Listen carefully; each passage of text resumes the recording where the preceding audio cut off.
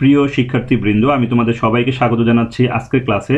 আজকে আমাদের আলোচনার বিষয় selection operators in C plus plus. C plus প্লাসে দুই ধরনের সিলেকশন অপারেটর আছে, তার মধ্যে প্রথমটি হলো ডট অপারেটর এবং সেকেন্ডটি হলো অ্যারো অপারেটর।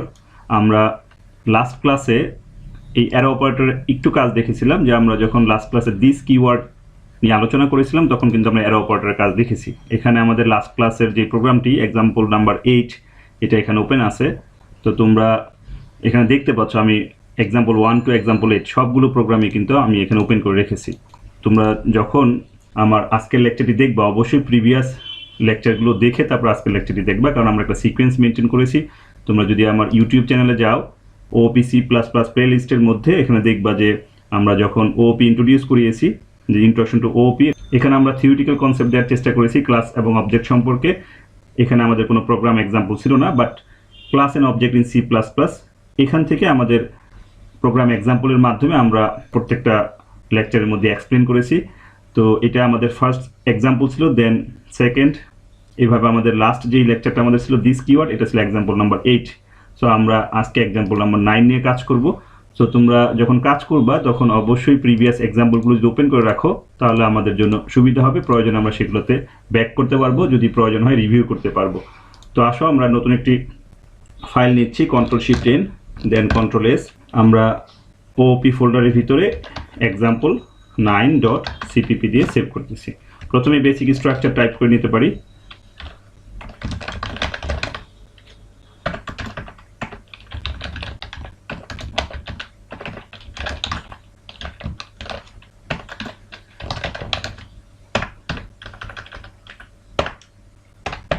আমরা যেটা শুরুতেই বলেছি যে আমাদের আজকের আলোচনার বিষয় হচ্ছে সিলেকশন অপারেটরস, সেটা একটু লিখে দিচ্ছি কমেন্ট আকারে।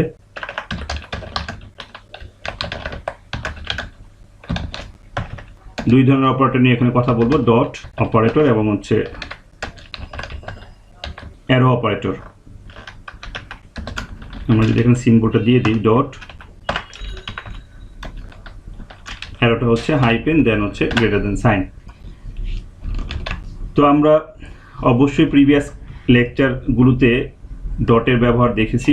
আমরা প্রায় প্রত্যেকটা লেকচারের মধ্যেই যখন আমরা অবজেক্ট ক্রিয়েট করেছি এবং সেই অবজেক্টের মাধ্যমে যখন আমরা ক্লাসের মেম্বার, সেই মেম্বারগুলো হতে পারে অ্যাট্রিবিউট, হতে পারে মেথড বা ফাংশন, যাকেই অ্যাক্সেস করি না কেন আমরা কিন্তু সেই ক্লাসগুলোতে ডট অপারেটরের মাধ্যমে আমরা অ্যাক্সেস করেছি। যেমন আমরা এক্সাম্পল নাম্বার 8-এ দেখতে পাচ্ছি যে ডট অপারেটরের মাধ্যমে আমরা ফাংশনগুলোকে অ্যাক্সেস করেছি, লাইক সেট ভ্যালু এবং গেট ভ্যালু। আমরা এক্সাম্পল 7-এ যদি যাই তাহলে এখানেও দেখব যে ফাংশনগুলোকে আমরা অ্যাক্সেস করেছি। এক্সাম্পল 6-এ যদি যাই তাহলে এখানে আমরা দেখতে পাচ্ছি যে ডট অপারেটরের মাধ্যমে আমাদের যে ক্লাসের মেম্বার ভেরিয়েবলগুলো ছিল বা অ্যাট্রিবিউট ছিল সেগুলোকে কিন্তু আমরা অ্যাক্সেস করেছি। পাশাপাশি আমাদের জাস্ট লাস্ট ক্লাসে দিস কিওয়ার্ড নিয়ে যখন আমরা আলোচনা করেছিলাম তখন আমরা অ্যারো অপারেটর নিয়ে কথা বলেছি। তো আজকে আমরা একটা ছোট এক্সাম্পলের সাহায্যে দেখার চেষ্টা করব যে এই অ্যারো অপারেটর এবং ডট অপারেটরের মধ্যে কোনো পার্থক্য আছে কিনা বা কখন আমরা কোনটা ইউজ করব। তো এখানে আমরা যদি একটা ক্লাস তৈরি করি লাইক স্টুডেন্ট, এবং আমি দুইটি ক্লাসের ভেরিয়েবল নিচ্ছি, অবশ্যই অ্যাক্সেস স্পেসিফায়ার আমরা পাবলিক দিব, কারণ সোফার আমরা শুধু পাবলিক নিয়ে আলোচনা করেছি, প্রাইভেট আমাদের আপকামিং ক্লাসগুলোতে আসবে। আমরা প্রথম ভেরিয়েবল দিচ্ছি স্টুডেন্ট আইডি ইন্টিজার টাইপের, দেন দিচ্ছি আমরা স্ট্রিং এস নেম। আমরা লাস্ট ক্লাসগুলোর সাথে মিল রেখে আমরা দুইটি ভেরিয়েবল নিলাম, বা চাইলে আমরা তিনটি ভেরিয়েবলও নিতে পারি, ডাবল জিপিএ। এখন আসি যে আমরা যদি এই ভেরিয়েবলগুলোতে কোনো ভ্যালু অ্যাসাইন করতে চাই তাহলে আমরা এটা শিখেছি যে প্রথমে অবজেক্ট ক্রিয়েট করতে হবে। অবজেক্ট ক্রিয়েট করার নিয়ম হচ্ছে আমাদের ক্লাসের যে নামটি সেই নামটি সরাসরি আমরা ইউজ করব। প্রথমে Ctrl+C দিয়ে কপি করে নিলাম, দেন Ctrl+V, এরপরে একটা অবজেক্টের নাম দিব। আমরা এখানে দিচ্ছি obj1, দেন এই অবজেক্টের যে নামটি obj1 এটা দিয়ে আমরা ক্লাসের যে মেম্বারগুলো আছে এই মেম্বারগুলোকে অ্যাক্সেস করব। দ্যাট মিনস এর মধ্যে ভ্যালু সেট করতে চাই। তাহলে আমরা এখানে দিচ্ছি SID = 1001। আমি Ctrl+D দিয়ে ডুপ্লিকেট করে নিচ্ছি। এখানে আমরা দিব হচ্ছে নেম, এবং নেমের মধ্যে আমি দিয়ে দিচ্ছি বুলবুল আহমেদ, এবং এখানে আমরা দিচ্ছি জিপিএ, এবং এখানে দিয়ে দিচ্ছি 3.50। তো এখন যদি আমরা কোনো মেথডের মাধ্যমে যে ভ্যালুগুলো আমরা সেট করলাম সেই ভ্যালুগুলো দেখতে চাই, তাহলে আমাদের একটা মেথড ডিক্লেয়ার করতে হবে, বা আমরা চাইলে ক্লাসের ভিতরে ডেফিনেশন পার্টটা লিখে ফেলতে পারি। তাহলে আমরা দিচ্ছি void like get value curly ব্র্যাকেটসের শুরু শেষ, এর ভিতরে আমরা সি আউট লিখবো লাইক এসআইডি, দেন আমি দিচ্ছি এন্ডেল, কন্ট্রোল ডি দিয়ে ডুপ্লিকেট করে নিচ্ছি, এরপরে আমি দিচ্ছি এস নেম, কন্ট্রোল সি দিয়ে কপি করে নিলাম, then control V GPA, control C দিয়ে কপি করে নিলাম, দেন কন্ট্রোল ভি। তো আশা করি আমাদের যদি প্রোগ্রামে কোনো এরর না থাকে আমরা আউটপুট পাবো। আমি রান করলাম প্রোগ্রামটিকে, তাহলে আমরা দেখতে পাচ্ছি কোনো আউটপুট আসেনি। তাহলে আমাদের ভুলটা কোথায় ছিল? ভুল অবশ্যই একটা আমরা করেছি, সেটা হচ্ছে আমরা ফাংশনের ডেফিনেশন লিখেছি, বাট এই ফাংশনটিকে কোথাও কল করি নাই। তাহলে আমাদের অবশ্যই এই ফাংশনটিকে কল করতে হবে, এবং কল করার জন্য কিন্তু আমাদের যে অবজেক্টটি ক্রিয়েট করেছি সেই অবজেক্টের নাম দেওয়ার পরে ডট অপারেটর দিয়ে আমাদের ফাংশনটিকে কল করতে হবে। তো আমাদের ফাংশনের নাম হচ্ছে গেট ভ্যালু। আশা করি এবার আমাদের রেজাল্ট আমরা পাবো।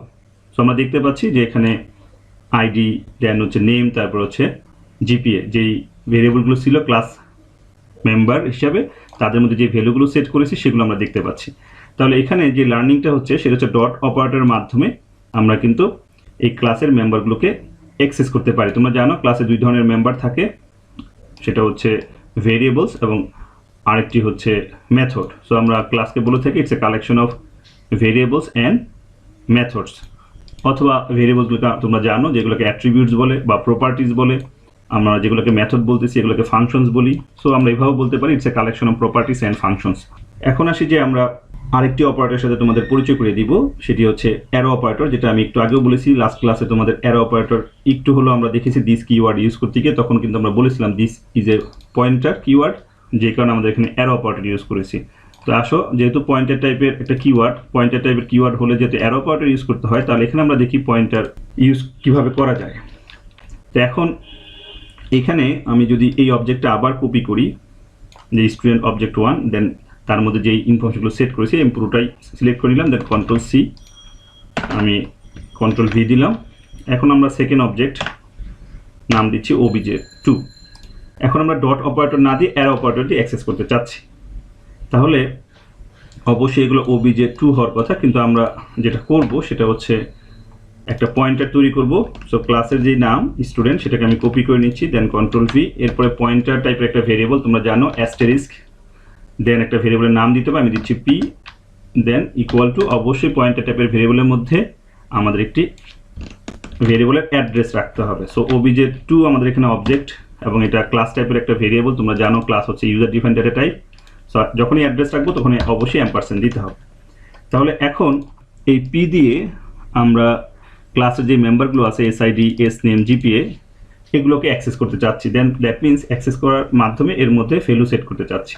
তো যখনই পি মাধ্যমে আমরা এটা করতে চাইবো, পি যেহেতু কোনো নর্মাল ভেরিয়েবল না, এটা একটি পয়েন্টার টাইপের ভেরিয়েবল, তাহলে যেহেতু পয়েন্টার টাইপের ভেরিয়েবল, তাহলে আমরা এখানে পি ডট এসআইডি দিলে অবশ্যই নিবে না, সে একটা এরর দেখাবে। আমরা দেখি কী ধরনের এরর দেখায়, তার আগে সবগুলোতে আমি পি চেঞ্জ করে দিচ্ছি, control V, control V, control V select করে আমি কপি করে দেন পেস্ট করলাম। এখন যদি রান করি অবশ্যই একটা এরর আসবে, এখানে একটা এরর দেখাচ্ছে। আমরা যদি দেখি একটু লগসে গিয়ে যে কী টাইপের এরর, অবশ্যই পয়েন্টার ইন্ডিকেট করবে, যে এখানে বলা হচ্ছে যে P which is of pointer type.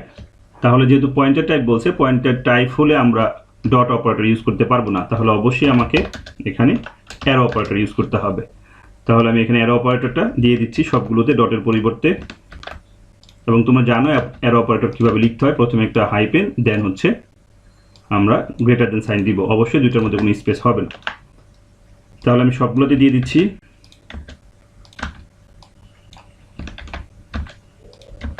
আশা করি এবার আমরা রেজাল্ট দেখতে পাবো। তার আগে আমরা একটু ভ্যালুগুলো চেঞ্জ করে নিই। সাপোজ আমি দিচ্ছি 2 এবং এখানে দিয়ে দিচ্ছি আলিজা, এবং জিপিএটা চেঞ্জ করে দিই 3.66। আর এইখানে আমরা লাস্টে যদি একটা এন্ডেল বাড়িয়ে দিই তাহলে আমাদের আউটপুট দেখতে ভালো লাগবে। আসো এবার রান করি। দুইটা আইডির ইনফরমেশন কিন্তু আমরা এখানে পাচ্ছি। ফার্স্ট যে ইনফরমেশনগুলো আমরা দেখতে পাচ্ছি 1001 বুলবুল আহমেদ 3.5, এটা কিন্তু আমরা ডট অপারেটরের মাধ্যমে ক্লাসের মেম্বারগুলোকে অ্যাক্সেস করেছি। এবং পরেরটি যেটি আমরা 1002 এবং আলিজা আহমেদ 3.66 দেখতে পাচ্ছি, এটা কিন্তু আমরা অ্যারো অপারেটরের মাধ্যমে অ্যাক্সেস করেছি। তাহলে এই এক্সাম্পলটার থেকে আমাদের যেটা লার্ন করতে হবে যে যদি আমাদের পয়েন্টার টাইপের ভেরিয়েবল আমরা ডিল করি তাহলে অবশ্যই অ্যারো অপারেটর ইউজ করতে হবে। তাহলে এখানে সামারি যদি বলি যে ডট অপারেটর দিয়ে আমাদের যে ক্লাসের মেম্বারগুলো থাকে সেই মেম্বারগুলোকে ডিরেক্টলি অ্যাক্সেস করা যায়। এখানে ডিরেক্টলি বলতে আমরা যেটা বোঝাচ্ছি যে সরাসরি অবজেক্ট দেন ডট দেন হচ্ছে আমাদের মেম্বার ভেরিয়েবল ক্লাসের, বা এখানে আমাদের অবজেক্টের নেম দেন ডট তারপর হচ্ছে আমাদের ক্লাসের যে মেথড আছে সেটাকে আমরা অ্যাক্সেস করতেছি, that is called direct access. কিন্তু যখন আমরা পয়েন্টার ইউজ করব তখন এটাকে আমরা ইনডিরেক্ট অ্যাক্সেস বলি বা ইনডিরেক্ট মেম্বার সিলেকশন বলি। অবশ্যই ক্লাসের মেম্বারের কথা আমি বলতেছি।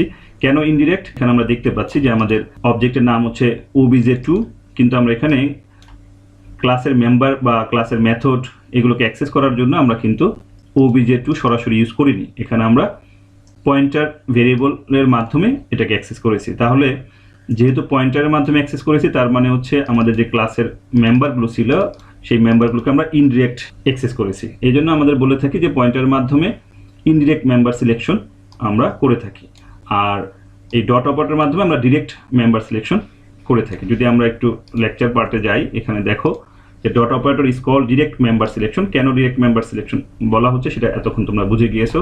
ইট is use to access the class member directly via object name. So আমরা কিন্তু তাই করেছি যে সরাসরি অবজেক্টের নাম দিয়ে ডিরেক্টলি আমরা অ্যাক্সেস করতেছি। কিন্তু সেকেন্ড যে ক্যাটাগরিটা arrow operator is called indirect member selection operator. It is use to access the members indirectly with the help of pointers. এবং তোমরা এখানে দেখলা যে আমরা কিন্তু সেই কাজটি এখানে করেছি যে পয়েন্টারের সাহায্যে আমরা ইনডিরেক্টলি ক্লাসের মেম্বারগুলোকে অ্যাক্সেস করেছি। এখন একটা কোশ্চেন থেকেই যায় যে লাস্ট ক্লাসে যেটা আমরা দেখেছিলাম দিস, যে আমরা এখানে কি চাইলে দিস ইউজ করতে পারবো, যে আমি যদি এই পয়েন্টার টাইপের ভেরিয়েবলের মধ্যে যে অবজেক্ট অ্যাড্রেসটা রেখেছি সেটাকে আমি যদি কমেন্ট করে রাখি এবং এখানে যদি দিস দেই তাহলে ইউজ করা যাবে কিনা। আমি রান করি, একটা এরর কিন্তু দেখাচ্ছে। তো কী টাইপের এরর দেখাচ্ছে? Invalid use of this in non member function.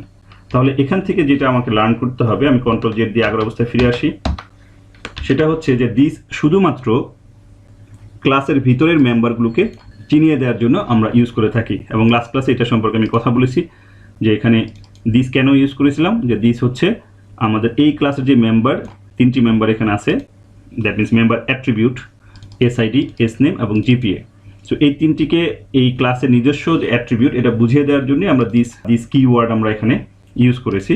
কারণ হচ্ছে আমাদের যে এই যে ফাংশনটা ভয়েড সেট ভ্যালু, এর ভিতরে যে তিনটি প্যারামিটার আছে এবং তিনটি প্যারামিটারের মধ্যে যে তিনটি ভেরিয়েবল নেম ইউজ করেছি এগুলোর কিন্তু আমরা দেখা যাচ্ছে যে ক্লাসের নেমের সাথে মিলে গিয়েছিল। যদি এক্সাক্ট মিলে যায় তখনই আমরা ক্লাসের ভেরিয়েবলগুলোকে চিনিয়ে দেওয়ার জন্য দিস ইউজ করি। সো আশা করি এখন কনফিউশন দূর হবে যে আমাদের কখন দিস ইউজ করব, কখন ডট অপারেটর ইউজ করব, এবং দিস ইউজ করলে যে অ্যারো অপারেটর ইউজ করতে হয় সেটা আমরা আগের লেকচারে দেখেছিলাম। এখানে আমরা যেটা দেখলাম যে আমরা চাইলে যদি মনে করি যে অবজেক্টকে আমরা পয়েন্টার ভেরিয়েবলের মধ্যে অ্যাসাইন করে রাখবো এবং পয়েন্টারের মাধ্যমে অ্যাক্সেস করব, তাহলে কিন্তু আমাদের অ্যারো অপারেটর ইউজ করতে হবে। সো এগুলো জেনে রাখা ভালো, কারণ আমাদের বিভিন্ন সময় বিভিন্ন প্রয়োজনে দেখা যাচ্ছে যে আমাদের এগুলো ইউজ করার প্রয়োজন হতে পারে। এখন তুমি চাইলে সেই এক্সাম্পল 1 থেকে শুরু করে, দ্যাট মিনস এক্সাম্পল 1, 2, 3 যেই এক্সাম্পলগুলো তোমরা দেখছো সবগুলো এক্সাম্পলেই কিন্তু তুমি চাইলে এখানে পয়েন্টার ক্রিয়েট করে দেন পয়েন্টারের মাধ্যমে অ্যাক্সেস করতে পারবা। তাহলে অবশ্যই তোমাকে ডটের পরিবর্তে অ্যারো অপারেটর ইউজ করতে হবে। তো আমরা আজকে এই পর্যন্তই রাখতে চাচ্ছি। আর লাস্টলি আবারও বলবো যে তোমরা যখন এই ওওপির সিরিজটা দেখা শুরু করবা, সিকুয়েন্সিয়ালি যদি দেখো এই ওওপির সিরিজটা, তাহলে অবশ্যই তোমরা শিখতে পারবা। তারপরে যদি তোমাদের কোনো ডাউট থাকে অবশ্যই কমেন্ট সেকশনে লিখবা, আমি পরবর্তী ক্লাসগুলোতে সেগুলো রিভিউ করার চেষ্টা করব। সবাই ভালো থাকবে, থ্যাংক ইউ, আল্লাহ হাফেজ।